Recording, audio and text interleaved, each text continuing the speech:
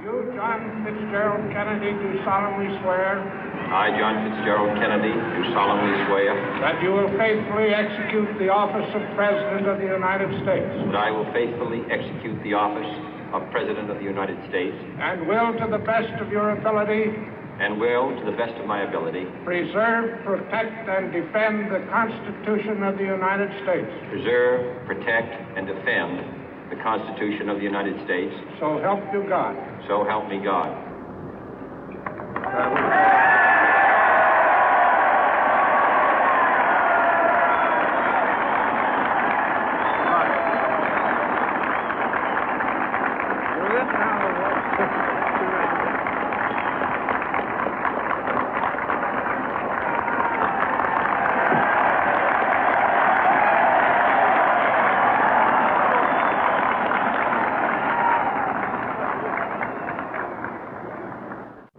Vice President Johnson, Mr. Speaker, Mr. Chief Justice, President Eisenhower, Vice President Nixon, President Truman, Reverend clergy, fellow citizens. We observe today not a victory of party, but a celebration of freedom, symbolizing an end as well as a beginning, signifying renewal as well as change. For I have sworn before you and Almighty God the same solemn oath our forebears prescribed nearly a century and 3/4 ago. The world is very different now, for man holds in his mortal hands the power to abolish all forms of human poverty and all forms of human life. And yet the same revolutionary beliefs for which our forebears fought are still at issue around the globe. The belief that the rights of man come not from the generosity of the state, but from the hand of God. We dare not forget today that we are the heirs of that first revolution. Let the word go forth from this time and place to friend and foe alike that the torch has been passed to a new generation of Americans born in this century, tempered by war, disciplined by a hard and bitter peace, proud of our ancient heritage, and unwilling to witness or permit the slow undoing of those human rights to which this nation has always been committed and to which we are committed today at home and around the world.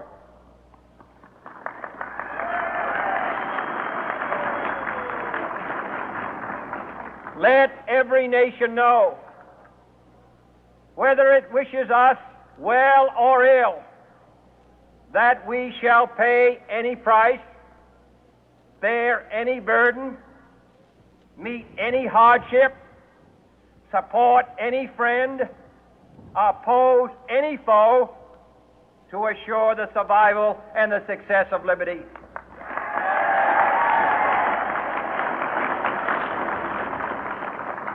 This much we pledge and more. To those old allies whose cultural and spiritual origins we share, we pledge the loyalty of faithful friends. United, there is little we cannot do in a host of cooperative ventures. Divided, there is little we can do, for we dare not meet a powerful challenge at odds and split asunder. To those new states whom we welcome to the ranks of the free, we pledge our word that one form of colonial control shall not have passed away, merely to be replaced by a far more iron tyranny.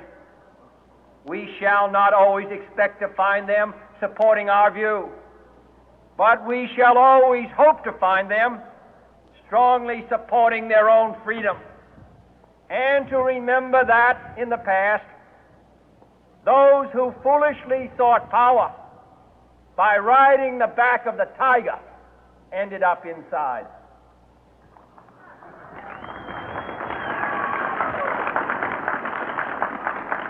To those people in the huts and villages of half the globe struggling to break the bonds of mass misery, we pledge our best efforts to help them help themselves for whatever period is required, not because the communists may be doing it, not because we seek their votes, but because it is right.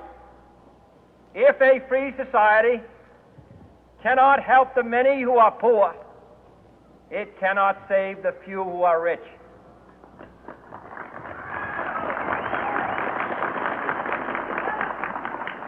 To our sister republics south of our border, we offer a special pledge to convert our good words into good deeds, in a new alliance for progress, to assist free men and free governments in casting off the chains of poverty.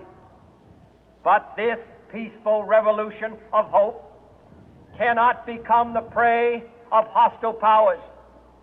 Let all our neighbors know that we shall join with them to oppose aggression or subversion anywhere in the Americas. And let every other power know that this hemisphere intends to remain the master of its own house.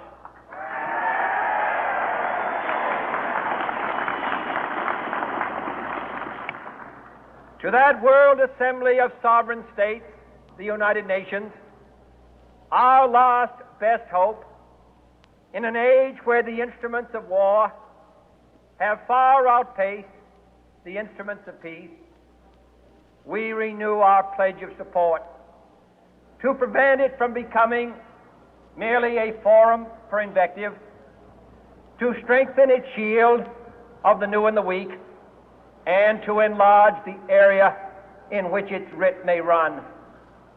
Finally, to those nations who would make themselves our adversary, we offer not a pledge, but a request that both sides begin anew the quest for peace.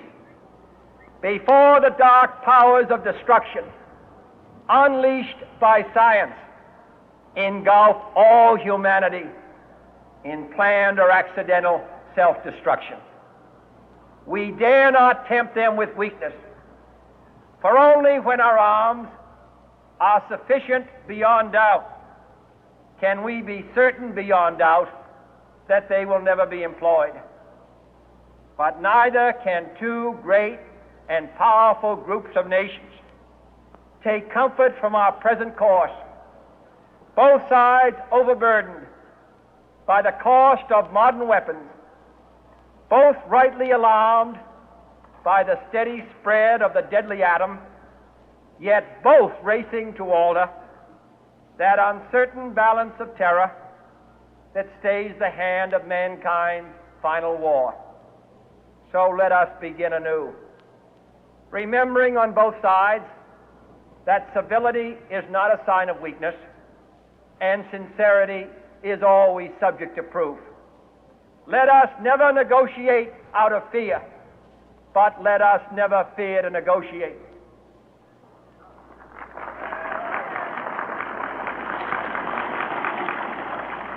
Let both sides explore what problems unite us, instead of belaboring those problems which divide us. Let both sides, for the first time, formulate serious and precise proposals for the inspection and control of arms, and bring the absolute power to destroy other nations under the absolute control of all nations.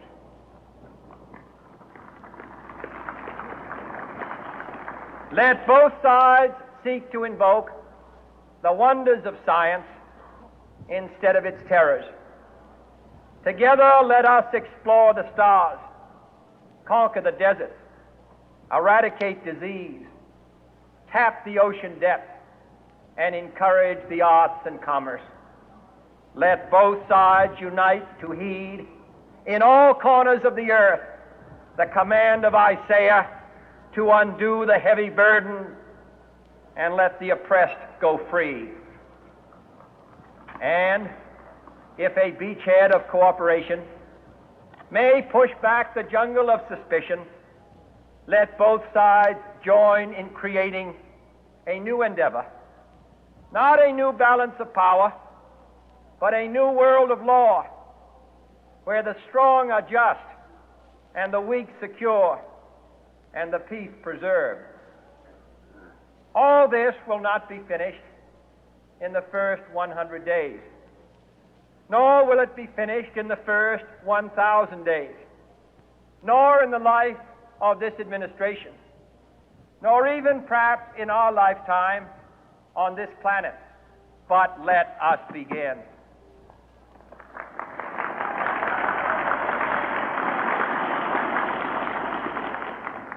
In your hands, my fellow citizens, more than mine, will rest the final success or failure of our course.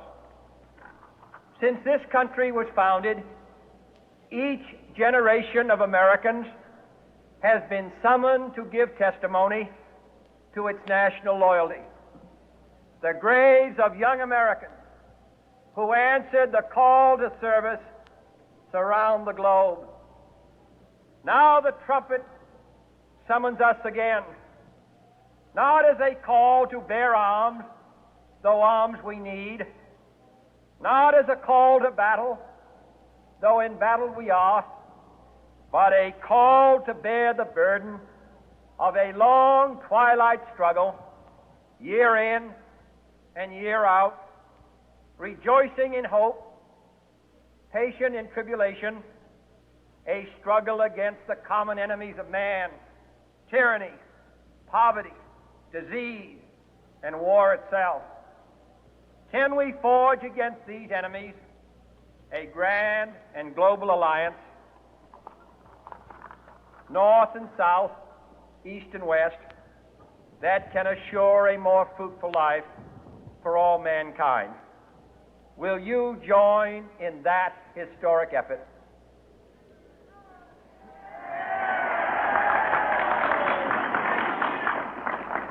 In the long history of the world, only a few generations have been granted the role of defending freedom in its hour of maximum danger.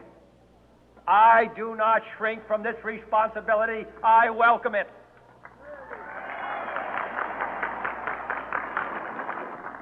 I do not believe that any of us would exchange places with any other people or any other generation.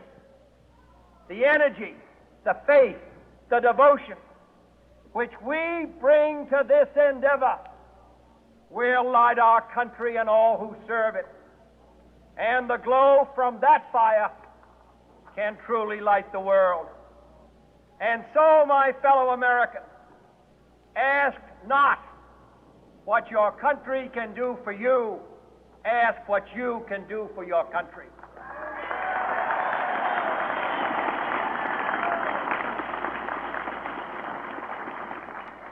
My fellow citizens of the world, ask not what America will do for you, but what together we can do for the freedom of man.